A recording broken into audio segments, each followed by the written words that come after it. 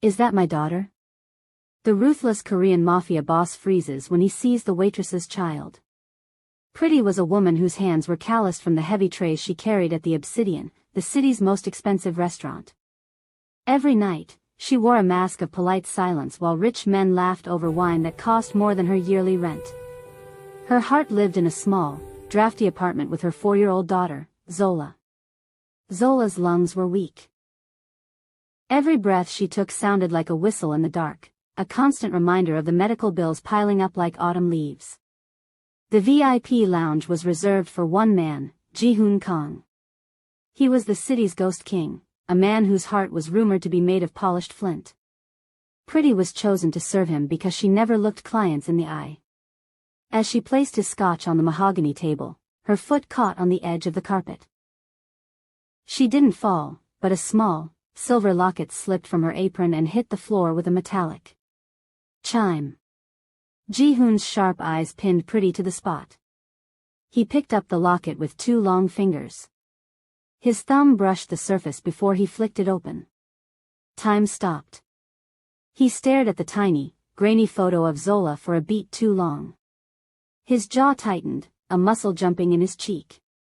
He looked from the photo to Pretty, his gaze suddenly intense, searching her face as if she were a puzzle he hadn't expected to solve. "Get out," he commanded. That night, a thunderstorm shook the thin walls of Pretty's apartment. She checked her bank account, $7. The pharmacy wouldn't give her a new nebulizer for $7. Suddenly, a heavy knock echoed through the room. It was the bodyguard from the restaurant. "Pretty? Mr. Kang sent me. He says your debt has been moved to his personal ledger." He placed a thick envelope on the scarred wooden table. Pretty ran to the window. Below, a sleek black sedan sat idling. The window rolled down just an inch, revealing Ji-hoon's silhouette. He was sitting in the dark, watching her. Inside the envelope, she found a medical chart for Zola, stamped by the most exclusive clinic in the country. Treatment fully authorized by the Kang Group.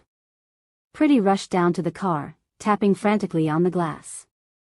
"Why?" she demanded. "I won't sell myself for this." "The child in that photo. Who is her father?" Ji-hoon asked. "Kofi," she whispered. "He was a coward who ran." "Kofi was not his name," Ji-hoon said, his voice hollow. He stepped out into the rain. "5 years ago, my younger brother vanished while studying abroad. He lived a double life to escape the pressure of our family. He was killed in a car accident on his way to the airport to ask permission to bring you home. I have been searching for you for 4 years, Pretty." Ji-hoon didn't ask, he commanded. "You will move into the estate. My niece will not spend another night breathing mold." When they reached the mansion, Ji-hoon took Zola into his arms, his movements surprisingly gentle. He held her as if she were made of fine glass.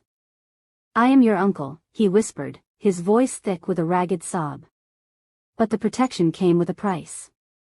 Ji-hoon revealed that his brother hadn't died in an accident. He was murdered by Han-sul Choi, a rival who wanted to eliminate any heirs to the Kang Group.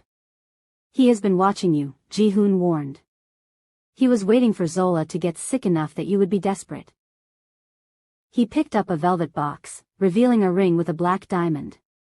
"A business arrangement. A shield. If you are my wife, you have the protection of my private army. If Zola is my heir, she is untouchable. Choi won't dare move against a sitting queen." Pretty looked at the ring, a symbol of a life she never asked for. "Fine," she said. "For Zola." The night of the gala, Pretty looked like royalty in emerald silk, but she felt like an imposter. Choi was there, watching her with predatory eyes. "Careful, G. Fortresses have been known to crumble from the inside." Near the end of the evening, a mother's instinct screamed in Pretty's chest. She raced to the nursery. The guards were gone. The window was shattered. Zola's stuffed lion lay on the floor, but the bed was empty.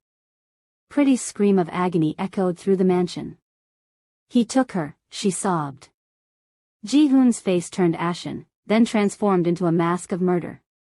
"Seal the city," he roared into his phone. They traced the kidnappers to a warehouse by the docks. Inside, Choi held a silver knife to Zola's arm as the child wheezed in terror. "One step closer, and the line ends here," Choi sneered. Pretty stepped forward, her voice steady. "Look at me, Choi. You want to hurt a Kong? Hurt me." In that split second of distraction, Ji-hoon lunged. He tackled Choi, throwing him away from the child. Pretty dove forward, scooping Zola into her arms and sprinting for the shadows as the warehouse erupted into gunfire. A month later, the mansion felt like a home. Pretty found Ji-hoon in the garden, helping Zola plant an orange tree. The ruthless king was covered in dirt, laughing as Zola splashed water on his boots. "Ji-hoon," Pretty said softly. "The contract. Choi is gone. You said I could leave whenever I like." She held the black diamond ring. Ji-hoon stood up, his smile fading. "I remember. I have the papers ready. You can go." Pretty looked at the man who had risked everything for them. She slowly tore the papers in half. "I don't want the money, and I don't want the contract. I want a real home." Ji-hoon's breath hitched. He took her face in his hands. "I have loved you since the moment you told me your locket was your life. I just didn't know how to say it."